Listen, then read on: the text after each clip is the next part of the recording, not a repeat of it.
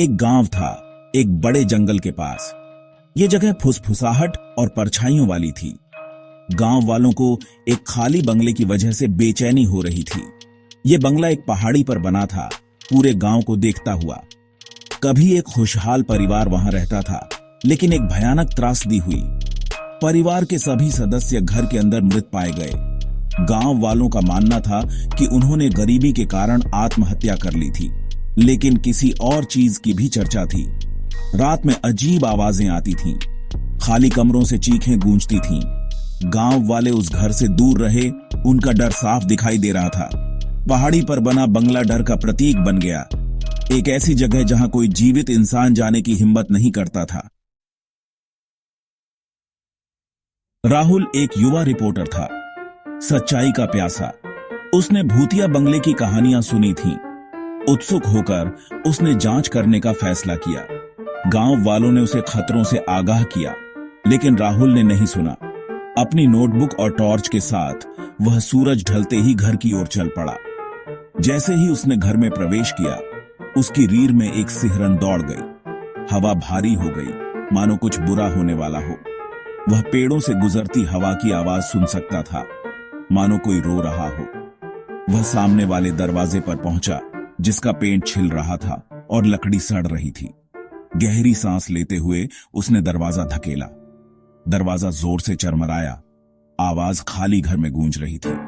उसे धूल और सीलन की मिली जुली बांसी गंध आ रही थी। वह अंदर गया। उसके वजन से फर्श की लकड़ी चरमरा रही थी।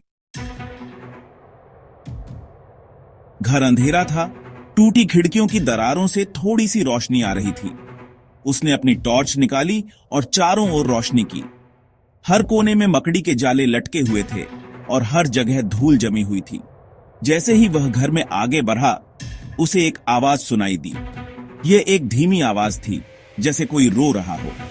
वह धड़कते दिल से आवाज का पीछा करता रहा। ऐसा लग रहा था कि रोना दालान के अंत में एक कमरे से आ रहा है। वह कमरे में पहुंचा और धीरे धीरे दरवाजा खोला। रोना अचानक बंद हो गया। उसने कमरे में अपनी टॉर्च की रोशनी की, लेकिन कुछ नहीं दिखा। जैसे ही वह जाने के लिए मुड़ा, उसके पीछे का दरवाजा बंद हो गया। उसने इसे खोलने की कोशिश की, लेकिन यह हिला तक नहीं। वह फंस गया था। उसके अंदर घबराहट बढ़ने लगी। उसने दरवाजा पीटा, लेकिन कोई फायदा नहीं हुआ। वह अंधेरे में अकेला था, उन भयानक आवाजों के साथ। जब उसने सोचा कि अब इससे बुरा कुछ नहीं हो सकता, तो उसने महसूस किया कि उसके पैरों के नीचे जमीन हिल रही है। नीचे देखने पर उसने देखा कि उसके चारों ओर फर्श की लकड़ियां सड़ रही थीं और टूट रही थीं। वह डूब रहा था। सच्चाई सामने आ गई।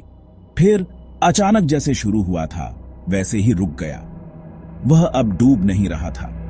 चारों ओर देखने पर उसने महसूस किया कि अब वह अकेला नहीं है।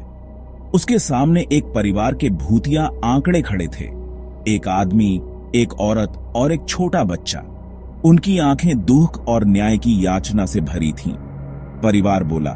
उनकी आवाजें एक भयानक ठंडक के साथ गूंज रही थीं।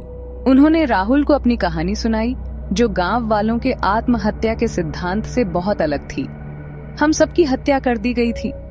हमारी जान गरीबी ने नहीं, लालच ने ली थी। एक अमीर आदमी जो उनकी जमीन चाहता था, ने उनकी मौत की साजिश रची थी और इसे आत्महत्या जैसा बना दिया था। हम फंस गए हैं। हमारी आत्माओं को शांति नहीं मिल रही है। राहुल ने सुना। उसका डर मदद करने की तीव्र इच्छा में बदल गया। उसने परिवार से वादा किया कि वह उनकी कहानी बताएगा। वह सुनिश्चित करेगा कि न्याय मिले।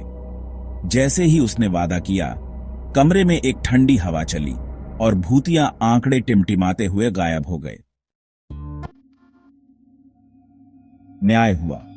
राहुल ने अपना वादा निभाया। उसने जांच की, सुरागों को जोड़ा और अमीर आदमी के धोखे का पर्दाफाश किया। उसने गांव वालों के सामने अपने सबूत पेश किए, जो निर्विवाद थे। गांव वाले डरे हुए थे। घर का उनका डर गुस्से और न्याय की प्यास में बदल गया। राहुल द्वारा खाली घर में बुलाए जाने पर अमीर आदमी गांव वालों के सामने खड़ा था। उसके झूठ का पर्दाफाश हो गया था। उसने सब कुछ झुठलाया, लेकिन उसकी बातों का कोई वजन नहीं था। फिर कुछ अजीब हुआ। हवा तेज हो गई, घर के चारों ओर घूम रही थी। तापमान गिर गया, एक हड्डी कंपाने वाली ठंड सब कुछ भेद रही थी। अमीर आदमी, उसका अहंकार चला गया, डर के मारे कांप रहा था। घर कराह उठा, उसकी आवाजें गुस्से और गम से भरी थीं। और फिर मानो घर खुद ही फैसला सुना रहा हो, अमीर आदमी को अंदर खींच लिया गया। उसकी चीखें अचानक बंद हो गईं। घर के भयानक सन्नाटे ने निगल लिया। गांव वाले दंग रह गए जब घर फिर से शांत हो गया। न्याय, हालांकि अनदेखे हाथों द्वारा दिया गया था, हो गया था। राहुल उदास लेकिन शांत अगले दिन गांव से चला गया। भूतिया बंगला पहाड़ी पर चुपचाप खड़ा था। अब डर की जगह नहीं, बल्कि लालच की कीमत और सच्चाई की खोज की याद दिलाता है।